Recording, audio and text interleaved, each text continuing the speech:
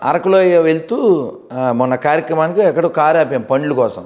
ఏదో పండ్లు కొనే హడావిడిలోనే ఉంటే, సార్ ఒకటి కొంటే ఒకటి ఫ్రీ. ఎవరమ్మా అంటే కాఫీ అదేదో అమ్మ మేము తాగకూడదు తల్లి, కాఫీ టీలు మేము తాగకూడదన్న.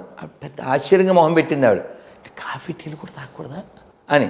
కానీ అది మాకు నిషేధం. అలాగా అంటే మీకు పట్టుకోవాలన్న ఉదాహరణ చెప్తున్నాను.